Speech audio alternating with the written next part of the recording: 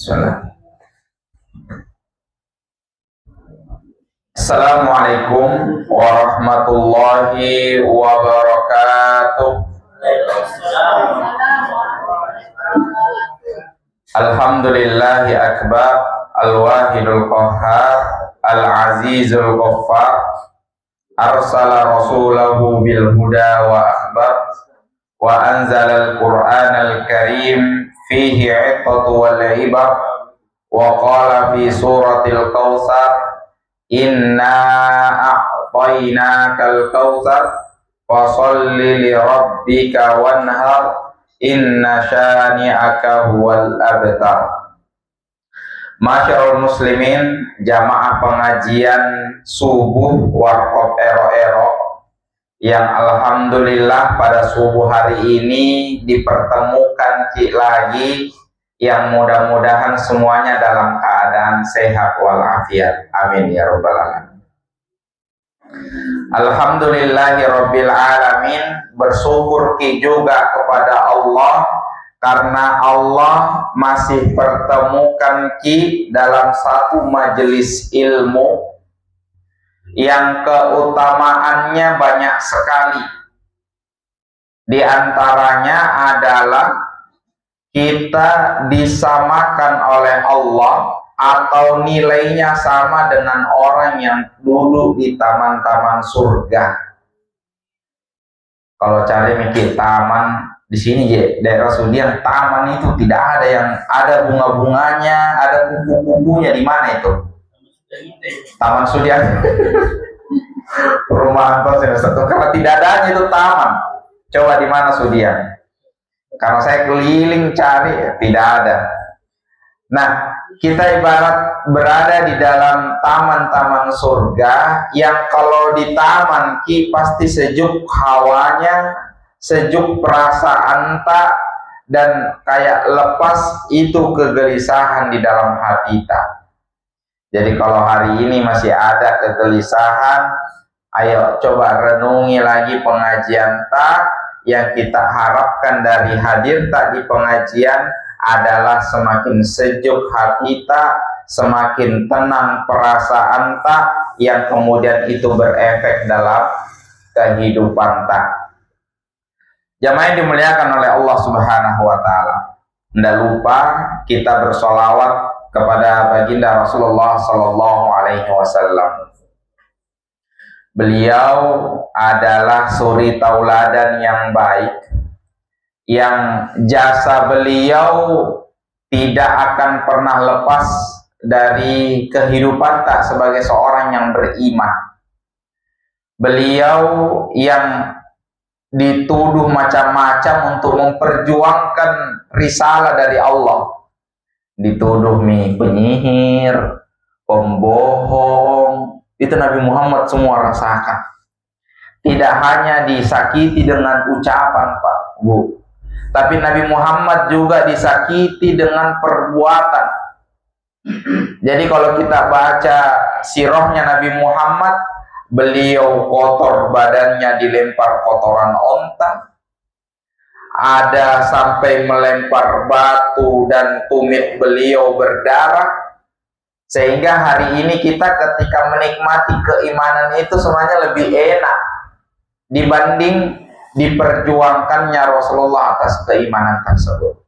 Ya, mudah-mudahan kita senantiasa istiqomah dengan keimanan tak. Amin ya rabbal alamin. Jamaah yang dimuliakan oleh Allah Subhanahu wa Ta'ala, alhamdulillah ketemu mikir lagi setelah 2 bulan. Kalau saya tidak 7 pekan. Ya, kalau saya tidak salah kemarin pertemuan terakhir saya juga. Nah, tepat saya terakhir, saya pertama. Ya, mudah-mudahan itu tanda kebaikan. Jadi artinya Allah selalu buat bertemu dalam kebaikan. Karena satu kesyukuran, Pak, kalau dipertemukan sama orang di tempat yang baik. Jadi saya itu termasuk yang bersyukur sekali kalau ketemu temanku pas sholat di masjid. Misalnya saya pergi masjid di kota, pergi ke masjid, sholat di situ, ketemu sama temanku. Artinya kita dipertemukan karena sama-sama orang yang suka ibadah. Atau kalau bukan di masjid, di perpustakaan atau di toko buku, baru ketemu sama temanku, bersyukur sekali. Sebagaimana orang mungkin senang tuh ketemu sama temannya di tempat-tempat yang tidak bagus. Nah, itu menunjukkan bahwa mereka sama-sama sama temannya suka ke tempat-tempat seperti itu. Ya, jadi kalau kita dipertemukan di tempat pengajian, bersyukur, artinya kita orang yang haus akan ilmu, kemudian kita dipermudah melangkahkan kaki menuju tempat-tempat kebaikan. Jadi saya sudah sampaikan materi kita insya Allah akan membahas tentang doa-doa, termasuk pagi ini kita juga akan menyinggung tentang doa yang saya kasih judul memohon kesabaran sebagai alasan tetap bertahan. Intinya bersabar, ya, itu intinya bersabar. Jamaah yang dimuliakan oleh Allah Subhanahu wa taala. Kita mulai dengan kisahnya penyihir Firaun. Karena doa ini nanti, ya, doa yang dipanjatkan oleh penyihirnya Firaun ketika mereka bertobat dan mengikuti keimanannya Nabi Musa alaihissalam. Jadi awalnya para tukang sihir di zamannya Firaun, mereka berkoalisi untuk bagaimana mengalahkan Nabi Musa alaihissalam. Jadi menteri-menterinya Firaun, Pak, itu kasih usul kepada Firaun, bagaimana kalau kita undang Musa, kemudian kita undang juga para penyihir dari pelosok negeri, kemudian bertanding di lapangan kota. Nanti kita lihat siapa yang menang. Karena Musa itu yang mengaku nabi, itu sebenarnya penyihir juga. Nah, jadi berkoalisi ini atas undangannya raja, itu para penyihir hadir nih Pak, dengan harapan apa? Mendapatkan kedudukan sama mendapatkan imbalan yang melimpah. Sini nih, ayo para penyihir, siapa saja, undangan terbuka. Siapa yang mau datang tanding sihir, nanti SPPD-nya ditanggung, akomodasi, transportasi, aman semuanya, tiket pulang pergi ditanggung semua sama Firaun. Nah, siapa yang tidak datang? Belum lagi nanti kalau siapa yang hebat dikasih kedudukan, paling tidak komisarisnya para penyihir, atau kalau ada kepala badan. Maka berkumpul nih semua itu tukang sihirnya Firaun, Pak. Lalu kemudian digelar itu adu sihir di lapangan kota, dan mulai nih para penyihir sebagaimana kita baca kisahnya, lemparkan ini semua talinya, tali itu berubah menjadi ular. Setelah semua penyihir itu melemparkan tali kemudian jadi ular, Nabi Musa diperintahkan oleh Allah, lempar itu tongkat yang kamu pegang. Begitu Nabi Musa lempar itu tongkat, berubah menjadi ular juga yang ukurannya lebih besar daripada ular-ular yang dibuat dari tali. Kemudian ularnya Nabi Musa memakan semuanya ular-ular kecilnya para penyihir. Apa yang terjadi? Yang rencananya Firaun ini mau kasih malu Nabi Musa dengan mengundang semua penyihir yang ada supaya dikalahkan Nabi Musa sendiri. Ternyata para penyihir ini melihat, wah, ini ilmunya Musa, bukan ilmu sihir. Karena memang bukan ilmu sihir, apa? Mukjizat dari Allah. Kalau kita ilmu tak, nah bilang itu penyihir, memang ilmu sihir, mempermainkan pandangan mata. Tapi ini yang Nabi Musa itu bukan sihir. akhirnya beriman nih semua para penyihir. Nah, beriman. Melihat semua para penyihir ini beriman kepada Allah sebagaimana imannya Nabi Musa, Fir'aun, Pak, Bu, itu langsung marah besar. Bagaimana bisa tidak marah? Dia diundang semua, apa-apanya ditanggung, tujuannya supaya sama-sama ini menyerang Nabi Musa, tapi justru para penyihir ini berbelok kemudian mengikuti Nabi Musa alaihissalam. Marah Fir'aun. Kemudian Fir'aun bilang, ini para penyihir bersekongkol ini sama Musa. Pasti bersekongkol. Kemudian dituduh, pengkhianat semua para penyihir itu. Dibunuh karakternya, Pak. Makanya hari ini, kalau ada orang yang kemudian tidak bisa diserang argumennya, biasanya dibunuh karakternya. Supaya orang-orang tidak mengikutinya. Nah, begitu juga penyihir pada zaman Fir'aun, dibunuh karakternya. Para penyihir itu pengkhianat. Tidak hanya itu, dan akan dieksekusi mati. Selain karakternya dibunuh, jasadnya juga dibunuh. Karena para penyihir itu memilih untuk mengikuti Nabi Musa alaihissalam. Nah, saat bayang-bayang kematian itu dihadapkan sama para penyihir itu, mereka tidak memiliki rasa takut. Kemudian mereka mengucapkan satu doa yang Allah tetapkan doa itu di dalam surat Al-A'raf ayat 126. Yang ini yang akan kita singgung pada pagi hari ini. Satu doa pendek, Pak. Satu doa pendek, Bu. Tetapi itu sebenarnya menguatkan kita di dalam kehidupan kita sehari-hari.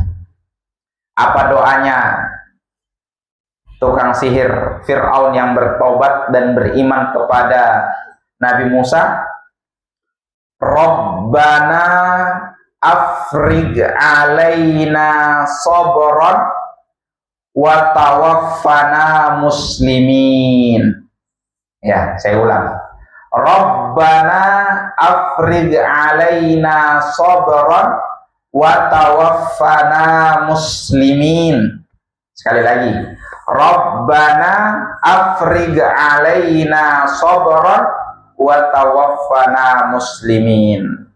Jadi insya Allah di dalam kitab ini ada 40 doa yang semua doa itu berada di dalam Al-Quran dan dimulai dari kata Rabbana. Jadi di pertemuan pertama kita sudah menyinggung satu doa, Rabbana la tuzigh qulubana ba'da idh hadaitana wa hab lana min ladunka rahmah innaka antal wahhab. Pertemuan kedua kita berdoa, Rabbana atina fid dunya hasanah wa fil akhirati hasanah wa qina adzabannar. Maka sekarang mudah-mudahan bisa dihafal di dalam surat Al-A'raf ayat 126.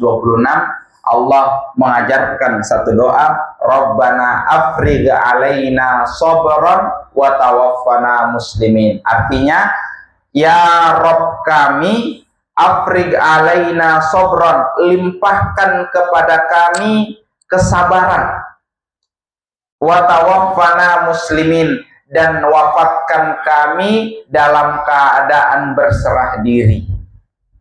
Jadi ini doanya siapa? Tukang sihir Fir'aun. Ya Allah, ketika dia sudah dihadapkan mau dieksekusi mati oleh pasukannya Fir'aun, mereka berdoa, ya Rabb kami, limpahkan kesabaran atas kami dan wafatkan kami dalam keadaan berserah diri atau dalam keadaan muslim. Jamaah yang dimuliakan oleh Allah Subhanahu wa taala. Tarik dulu nafas, tak.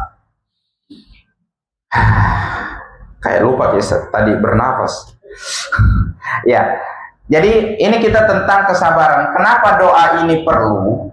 Karena seringkali kita lupa bahwa ternyata urusan kehidupan tak 24 jam dalam sehari, 7 hari dalam satu pekan, itu tidak pernah lepas dari namanya kesabaran.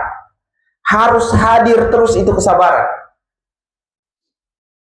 Bahkan mulai dari proses kehamilan saja 9 bulan, itu kalau bukan kesabaran, susah itu Pak.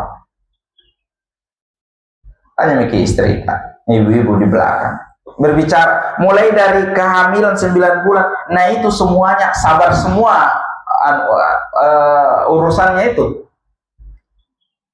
Bahkan bukan saja kehamilan, tapi urusan ayam mengerami telurnya saja itu butuh kesabaran juga. Berpikir Miki, coba kalau ayam tidak sabar kerami telurnya, amporo semua itu telur. Yang butuh waktu berapa? 21 hari untuk mengerami. Kalau tidak sabar ayam, nah tinggalkan itu telur. Nah urusan mengerami telur saja, urusan ayam saja, ada unsur kesabaran di situ. Bagaimana dengan kita yang menghadapi kehidupan yang kita dituntut harus punya keimanan di dalam hati kita. Ya. Jadi kalau berbicara kita tentang sabar, itu sebenarnya pokok iman, tidak lepas dari keimanan yang kita miliki. Karena kapan lepas kemudian tidak bersabar, hilang iman tak, selesai barang-barang. Mungkin bahagia di dunia Pak, tapi di akhirat kapan lepas keimanan tak, rusak. Makanya di dalam zikir pagi dan sore kan ada satu doa yang biasa kita panjatkan. Allahumma inni a'udzubika minal kufri wal faqr. Ya. Nah, coba kita bedah. Ya Allah, saya berlindung kepadamu minal kufri wal faqr, dari kekufuran dan kefakiran. Kita berlindung dari kekufuran artinya ya Allah kasih selalu ada iman di hatiku. Dan yang kedua wal faqr, dari kefakiran. Nah, orang kalau diuji dengan kefakiran, apa yang dibutuhkan? Sabar, Pak. Kapan tidak sabar, bisa lepas itu iman tak? Saya mungkin pernah sampaikan, ada saudara-saudara tadi daerah, dia masuk daerah provinsi Yogyakarta, khususnya Gunung Kidul. Itu kristenisasi di sana kuat sekali. Dan Gunung Kidul itu model tipografinya dia itu kayak pegunungan baru kering air. Data kalau daerah Sulawesi Selatan ada juga kabupaten begitu. Dia kering, jarang sekali air. Bahkan kalau orang mau pakai mandi, mencuci atau masak, itu beli air, mobil tangki bawa air ke pegunungan baru kemudian beli.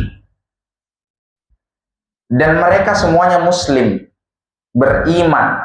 Nah, kapan mereka tidak sabar dalam kondisi seperti itu misionaris. Ada gak dekat sini? Tidak ada ya. Itu misionaris sudah siap-siap memang nih.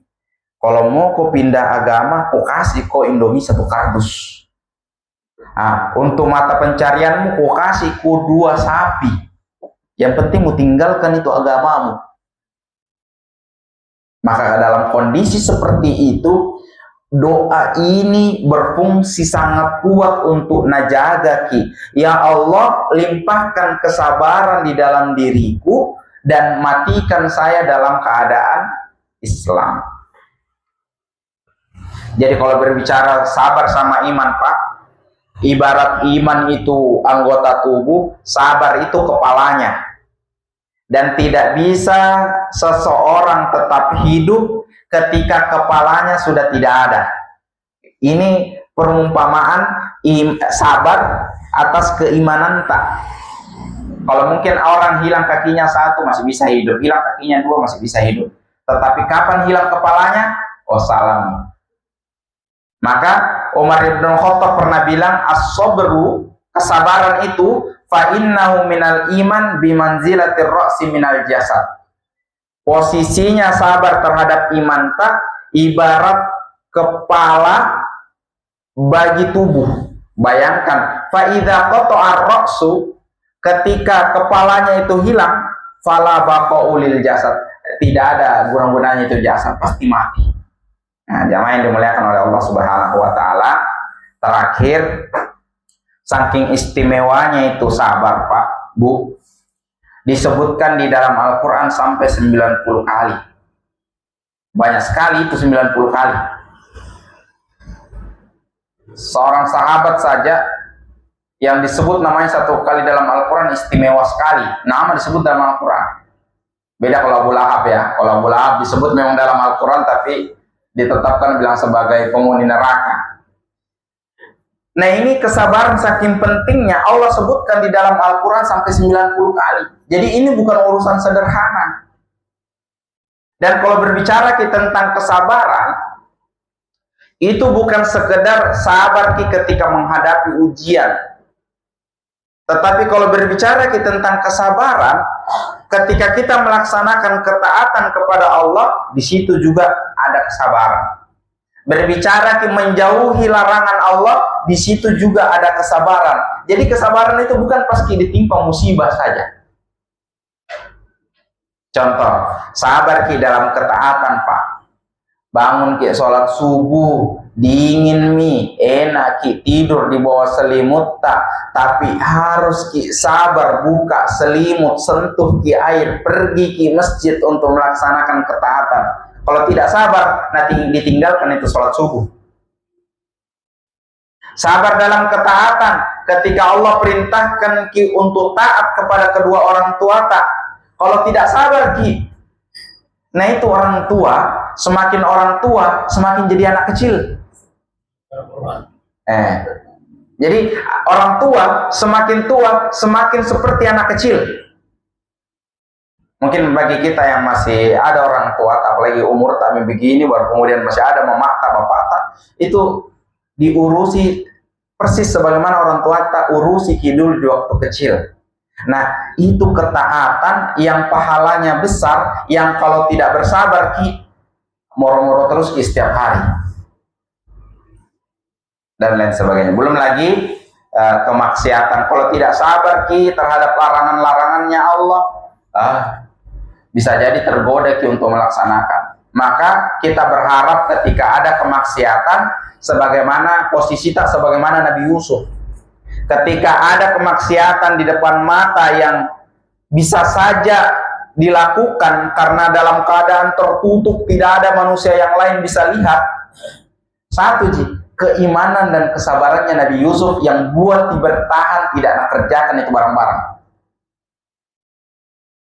Bayangkan dalam ruangan tertutup, istana, penjaga di depan, 2 orang Nabi Yusuf sama istrinya raja. Istrinya pejabat sekarang saja, luar biasa itu kalau berdandan. Ini istrinya raja, berdua sama Yusuf, digoda Yusuf. Kalau Yusuf tidak sabar dan tidak memiliki keimanan kepada Allah, selesai itu, diselesaikan dengan waktu yang sesingkat-singkatnya. Nah, ini perlu ya. Jadi sekali lagi, doa-doa itu adalah senjata yang tidak bisa direbut oleh musuh Jadi banyak berdoa. Maka pada pagi hari ini kita belajar satu doa lagi. Rabbana, sama-sama Rabbana afrigh alaina sabran wa tawaffana muslimin. Rabbana afrigh alaina sabran wa tawaffana muslimin. Wahai Rabb kami, limpahkanlah atas kami kesabaran dan wafatkanlah kami dalam keadaan muslim atau berserah diri. Wallahu a'lam bishawab. Sudah lewat 25 menit. Alhamdulillah, jamaah yang dimuliakan oleh Allah Subhanahu wa taala. Ini satu doa yang mudah-mudahan kita nanti bisa kembangkan lagi, kemudian kita bisa pelajari setiap doa yang dimulai dengan kata Rabbana yang Allah cantumkan di dalam Al-Quran. Demikian mungkin. Assalamualaikum warahmatullahi wabarakatuh. Pertanyaan ketiga, satu orang satu pertanyaan nih. Iya. Kita sampai jam 7 nih. Ya, kita memang moderator, saya ikut. Ya. Yang mungkin yang mau bertanya, siapa? Siapa lagi? Berapa? Dan bukan Alhamdulillah. Selesai. Pertanyaannya Ustaz. Kita tunggu kopi mami ini boleh Pak. Kita kasih nama-nama Ustaz, nanti kopinya belum selesai. Oh iya. Oh, ada pasangannya lagi. Yang bilang tidak semangat bertanya karena tidak ada kuenya. Makasih. Assalamualaikum warahmatullahi wabarakatuh. Waalaikumsalam warahmatullahi wabarakatuh. Ya, dalam kondisi pas-pasan pada Pak Heri. Iya. Saya hanya mau minta penjelasan lanjut itu di Al-Quran. Jadikanlah salat dan sabar sebagai penolongmu. Minta penjelasan lanjut. Iya. Gitu. Iya. Wasta'inu bis-sabri was-salah.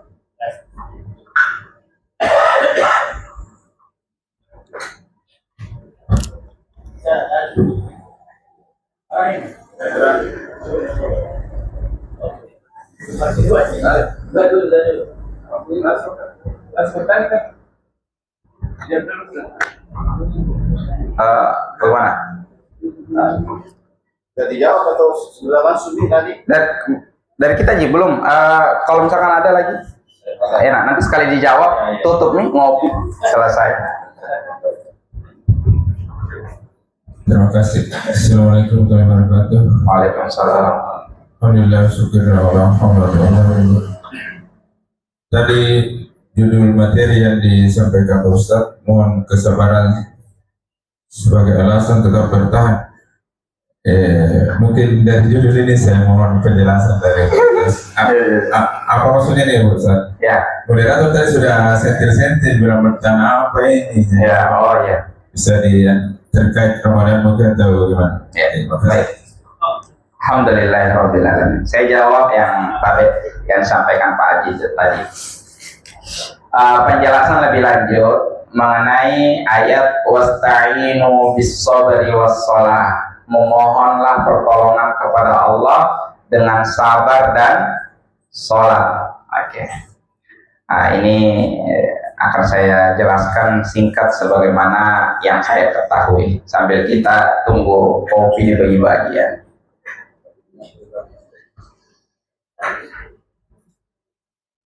Di dalam sebuah hadis Rasulullah Shallallahu Alaihi Wasallam menyebutkan bahwa sholat dan sabar itu sama-sama adalah cahaya. Jadi di dalam hadis itu disebutkan as-sabru diyaun, as-salatu nurun was-sabru diyaun. Sebelum kita lebih lanjut, ini menarik sebenarnya. Rasulullah menyebutkan as-salatu nurun, artinya sholat itu adalah cahaya. Kemudian Rasulullah juga menyebutkan as-sabru diyaun, artinya sabar itu adalah cahaya. Menarik. Berbedanya apa? Jadi ketika Rasulullah menyebutkan as-salatu nurun, salat adalah cahaya, as-sabru diyaun, sabar itu adalah cahaya, sama-sama cahaya Pak. Tapi ternyata kata nur yang artinya cahaya sama kata dia yang artinya cahaya itu memiliki dua karakter berbeda. Kalau nur itu cahaya yang tidak disertai rasa panas. Adapun dia itu cahaya yang ada panas-panasnya. Makanya biasa disebutkan nurul qamar, cahaya bulan. Kenapa pakai kata nur? Karena cahaya bulan itu tidak ada panasnya, sejuk. Adapun dia asyamsu diyaun, cahaya matahari itu hangat.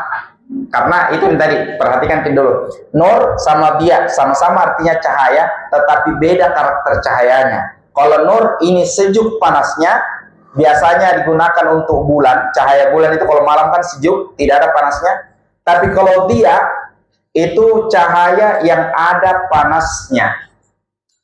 Maka ketika berbicara tentang sabar dan sholat, maka disebutkan sholat itu dan sabar itu sebagai penolong, tetapi karakternya berbeda, sama-sama menjadi penolong. Maksudnya apa? Ketika kita memiliki satu urusan yang bagi kita itu berat sekali, kepada siapa kita berharap untuk menyelesaikan urusan itu? Kepada siapa kita meminta tolong? Kepada Allah Subhanahu wa Ta'ala melalui pelaksanaan sholat kita. Jadi ketika ada masalah opsi pertama yang seharusnya kita lakukan adalah laksanakan sholat, berwudu, pergi ke ruku, pergi ke sujud. Adukan semua, meminta tolong sama Allah. Ya Allah, ini utangku besar sekali, bantulah saya untuk pelaksanaan pelunasannya. Nah, begitu juga dengan kesabaran. Banyak masalah yang kemudian kita tertolong atas kesabaran tak. Saya ulang ya, sambil kita minum kopi tak. Banyak masalah yang kita tertolong atas kesabaran tak. Meskipun ketika kita bersabar, itu berat sekali kita rasa. Misalnya, ada keluarga tak yang meninggal, kemudian orang itu dekat sama kita, kita sayang sekali. Ketika kita bersabar, maka itu akan menolong kita dari berbagai kerusakan. Tetapi ketika kita bersabar, tertolong memang, tetapi perasaan tak itu kayak berat sekali. Ibarat kalau cahaya ada panas-panasnya. Maka jamaah yang dimuliakan oleh Allah Subhanahu wa Ta'ala, ketika disebutkan wasta'inu bis-sabri was-shalah, mintalah pertolongan kepada Allah dengan sabar dan sholat, maka mari kita ketika memiliki permasalahan, kita memiliki urusan yang berat untuk kita selesaikan, minta tolong sama Allah, laksanakan sholat dan bersabar terhadap apa yang menjadi beban tersebut, karena menunggu waktu, beban dan masalah itu akan diselesaikan oleh Allah Subhanahu wa Ta'ala. Allahu a'lam. Mungkin begitu Pak Haji. Ini sebenarnya saya bingung kemarin dimintai majul sama Pak Ansar, tapi saya buka cepat judulnya. Cuman kalau mau Kak bilang, kalau di sini judulnya sebenarnya doa Robbana ke-10. Nah, tapi kalau mau dijadikan di RW orang bilang ini apa maksudnya? Doa Robbana ke-10. Kemudian saya baca doanya, Robbana afrigh alaina sabra wa tawaffana muslimin. Ya Allah, limpahkanlah kepadaku kesabaran dan matikanlah kami dalam keadaan berserah diri. Nah, kemudian lahir ini judul memang memohon kesabaran sebagai alasan tetap bertahan. Jadi kita senantiasa memohon kesabaran kepada Allah Subhanahu wa Ta'ala agar bisa bertahan dengan keimanan yang hari ini kita miliki. Ya, kita hari ini punya iman, dengan kesabaran tak semakin kuat dan bertahan, iman tak tidak hilang dari diri tak. Dan juga dengan kesabaran tak, ketika ada masalah tak, apapun masalah tak, kita tetap bertahan untuk bisa hadapi, tidak lari dari masalah itu. Jadi intinya adalah kesabaran itu adalah kekuatan kita untuk menghadapi segala ujian dari Allah, dan kesabaran itu juga nak kasih bertahan untuk taat kepada Allah dan meninggalkan kemaksiatannya. Wallahu a'lam bishawab. Jadi gitu ya. Jadi bertahan agar tetap melaksanakan ketaatan, dengan kesabaran tetap bertahan meninggalkan kemaksiatan, dan dengan kesabaran juga ketika ada masalah bertahan kita tetap hadapi dan tidak kabur dari masalah. Wallahu a'lam bishawab. Belum datang Covid. Iya. Oh iya. Kasih Ustaz. Dalam kehidupan sehari-hari, kadang kalau kita melihat seseorang itu mungkin tidak terkontrol kesabarannya, kita bilang biasa, sabar ki Pak.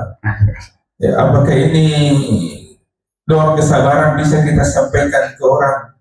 Kan peruntukannya ini kalau kita lihat doanya kan untuk kita, misalnya kita ditimpa musibah, kita berdoa untuk itu.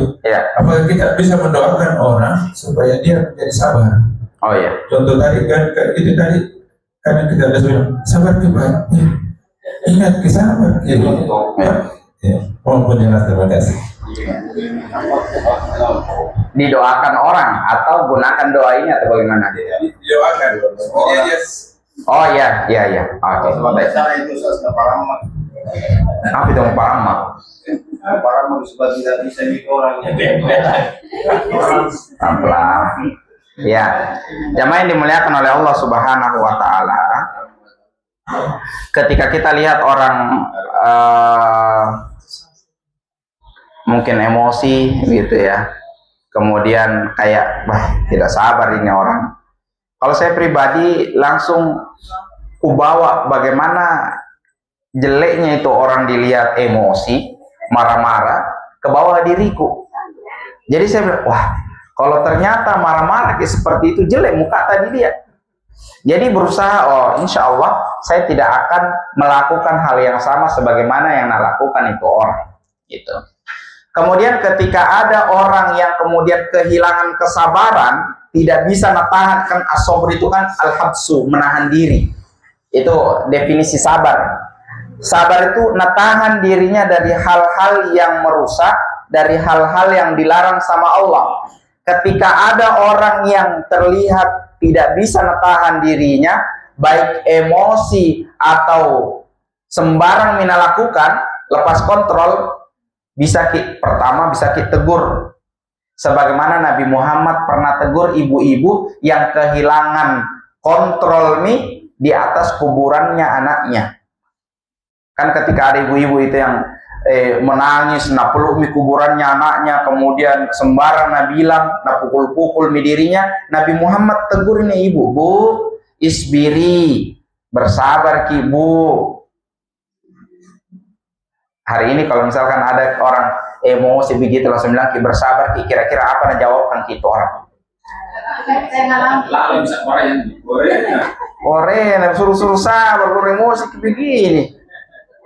Begitu mesti responnya beda. Orang kalau misalkan bersih hatinya juga, kalau bilang sabar ki, oh ya astagfirullahaladzim, begitu kan, enak.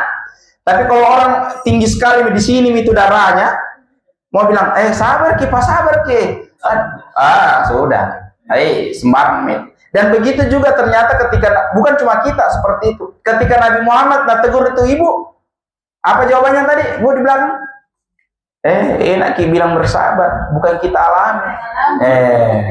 Begitu. Dan begitu yang diucapkan ibu ini ketika ditegur sama Nabi Muhammad, bilang, Bu, bersabar ki, bersabar ki. Apa Nabi bilang ibu? Langsung pergi kok.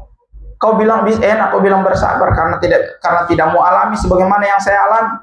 Nah, itu. Jadi pertama ditegur silakan. Itu kita mengikuti bagaimana Nabi Muhammad ketika melihat orang tidak bersabar, penuh emosi dan lain sebagainya. Kemudian yang kedua, bisa didoakan. Bisa sekali. Silakan. Bisa kemudian baca doa ini, karena doa ini ketika lafadznya kita gunakan sebagaimana yang di dalam Al-Quran, itu pakai kata na, bukan kata ta. Kalau tu, itu artinya limpahkan kepadaku kesabaran.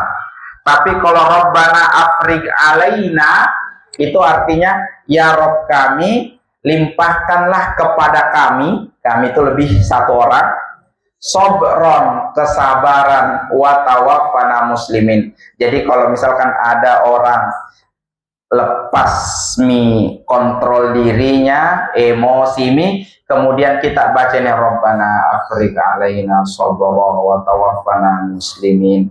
Ya Allah, kasih ke diriku dan orang itu yang lagi emosi kesabaran ya Allah, dan wafatkan kami dalam keadaan muslim.